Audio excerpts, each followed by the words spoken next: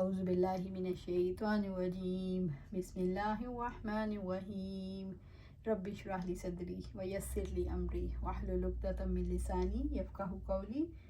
آج ہم سورۃ الاعراف کا مطالعہ شروع کریں گے۔ سورۃ الاعراف کا ذکر ہے، اس سورت میں اعراف کا ذکر ہے، اس لیے اس کا نام الاعراف ہے۔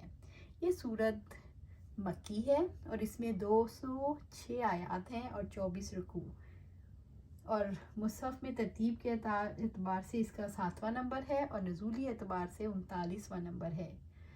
یہ سورت عقیدے کے موضوع پر ہے۔ اس میں اللہ تعالیٰ کی توحید کا اثبات ہے اور بعثت اور جزا اور وحی اور رسالت کا اثبات ہے۔ اس سورت میں کلیات دین اور قصص الانبیاء اور مرسلین ہے۔ اس سورت کی فضیلت ہے، عائشہ رضی اللہ تعالیٰ عنہ سے مروی ہے کہ آپ صلی اللہ علیہ وآلہ وسلم مغرب کی دونوں رکعتوں میں اس سورت کو پڑھا کرتے تھے۔ پہلی آیت کا مطالعہ کرتے ہیں۔ اعوذ باللہ من الشیطان الرجیم بسم اللہ الرحمن الرحیم الف لام میم صاد الف لام میم صاد۔ یہ حروف مقطعات ہیں، ان کے معنی کے بارے میں اللہ تعالیٰ ہی جانتے ہیں، ہم پر واجب ہے کہ اس پر ایمان لائیں۔ یہ سورت الاعراف کی پہلی آیت ہے۔ کتاب انزل الیک فلا یکن فی صدرک حرج منہ لتنذر بہ وذکری للمؤمنین۔ ایک کتاب ہے جو آپ کی طرف اتاری گئی ہے، چنانچہ آپ کے دل میں اس سے کوئی تنگی نہ ہو، تاکہ آپ کے اس کے ذریعے خبردار کریں اور مومنوں کے لیے نصیحت ہے۔ سورۃ الاعراف آیا 2۔ کتاب انزل الیک، ایک کتاب جو آپ کی طرف اتاری گئی۔ اللہ سبحانہ تعالیٰ نے قرآن مجید کی عظمت کو بیان کیا ہے کہ اے محمد صلی اللہ علیہ وآلہ وسلم، ایک ایسی کتاب آپ کے رب کی جانب سے آپ پر نازل کی گئی ہے جو عظیم ہے، جس میں ایسے امور کی وضاحت ہے جس کے بندے محتاج ہیں۔ اس میں شریعت کے مقاصد کی تفصیل بیان کی گئی ہے، اللہ تعالیٰ کے احکامات اور اس کی پسند اور ناپسند کو واضح کیا گیا ہے، تاکہ انسانوں کے لیے اپنی زندگی کے مقصد کو پورا کرنا آسان ہو جائے، یعنی وہ اس نفع مند علم کے ذریعے اللہ تعالیٰ کی فرما برداری کر کے اور اس کی رضا حاصل کرنے میں کامیاب ہو جائے۔ فلا یکن فی صدرک حرج منہ، چنانچہ آپ کے دل میں اس سے کوئی تنگی نہ ہو۔ نبی صلی اللہ علیہ وآلہ وسلم سے یہ کہا گیا کہ آپ صلی اللہ علیہ وآلہ وسلم کے دل میں قرآن مجید کے بارے میں کوئی شک و شبہ اور تنگی نہ آئے۔ رب العزت کا فرمان ہے فَإِن كُنتَ فِي شَكٍّ مِّمَّا أَنزَلْنَا إِلَيْكَ فَاسْأَلِ الَّذِينَ يَقْرَؤُونَ الْكِتَابَ مِن قَبْلِكَ لَقَدْ جَاءَكَ الْحَقُّ مِن رَّبِّكَ فَلَا تَكُونَنَّ مِنَ الْمُمْتَرِينَ۔ پھر اگر آپ اس بارے میں کسی شک میں ہو جو ہم نے آپ کی طرف نازل کیا ہے، تو آپ ان لوگوں سے پوچھیں جو آپ سے پہلے کتاب پڑھتے ہیں، بلا شبہ یقیناً آپ کے پاس آپ کے رب کی طرف سے حق ہی آیا ہے، سو آپ ہرگز شک کرنے والوں میں سے نہ ہوں۔ سورۃ یونس آیا 94۔ الحق من ربک فلا تکن من الممترین، یہی حق ہے تیرے رب کی جانب سے، چنانچہ آپ شک کرنے والوں میں سے نہ ہو جانا۔ سورۃ آل عمران آیا 60۔ اگر لوگ قرآن مجید کو جھٹلاتے ہیں تو آپ کے سینے میں اس سے کوئی تنگی پیدا نہ ہو۔ لعلک باخع نفسک الا یکونوا مؤمنین، شاید آپ خود کو ہلاک کرنے والے ہیں کہ مومن کیوں نہیں ہوتے۔ سورۃ الشعراء آیا 3۔ وما اکثر الناس ولو حرصت بمؤمنین، اور آپ خواہ کتنی ہی حرص رکھیں، اکثر لوگ ہرگز مومن نہیں ہوتے۔ سورۃ یوسف آیا 103۔ آپ یقین رکھیں کہ حکمت بھری کتاب رب العالمین کی جانب سے نازل کی گئی ہے اور یہ سب سے سچا کلام ہے۔ لا یأتیہ الباطل من بین یدیہ ولا من خلفہ، باطل اس کے پاس نہ اس کے آگے سے آ سکتا ہے اور نہ اس کے پیچھے سے۔ سورۃ حامیم سجدہ آیا 42۔ لتنذر بہ وذکری للمؤمنین، تاکہ آپ اس کے ذریعے سے خبردار کریں اور مومنوں کے لیے نصیحت ہے۔ نزول کتاب کے 2 مقاصد بیان کیے گئے ہیں۔ پہلا مقصد انذار اور دوسرا مقصد نصیحت ہے۔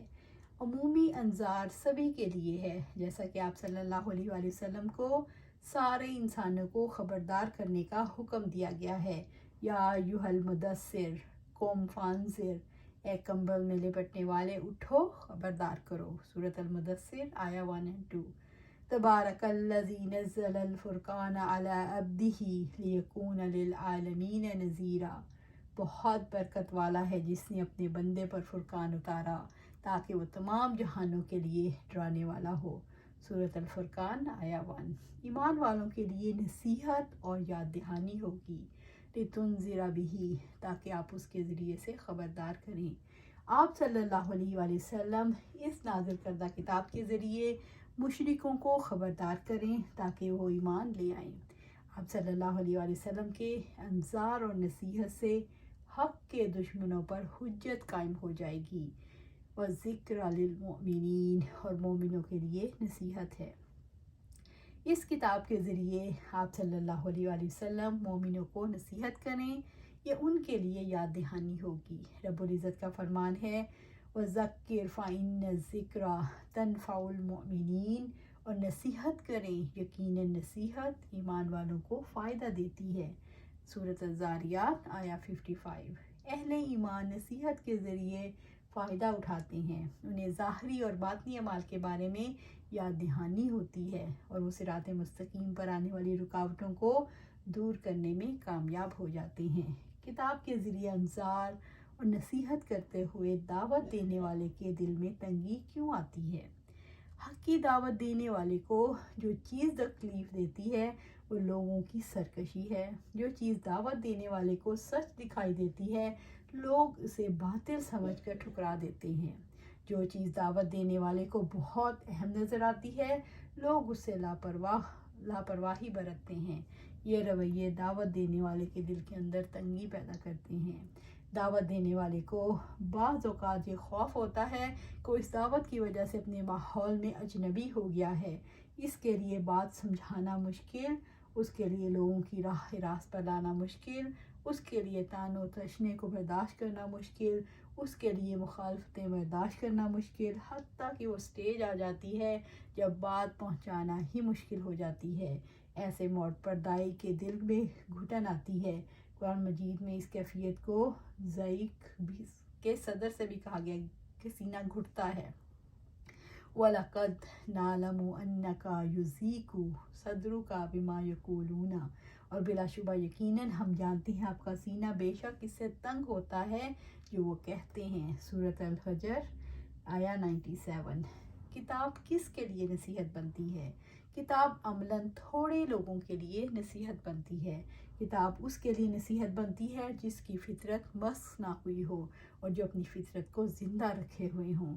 کتاب اس کے لیے نصیحت بنتی ہے جو اللہ تعالیٰ کے آگے پیش ہونے کا خوف رکھتا ہے۔ کتاب اس کے لیے نصیحت بنتی ہے جو آخرت کے برے انجام سے ڈرتا ہو۔ کتاب اس کے لیے نصیحت بنتی ہے جو جنت کی حرص رکھتا ہو۔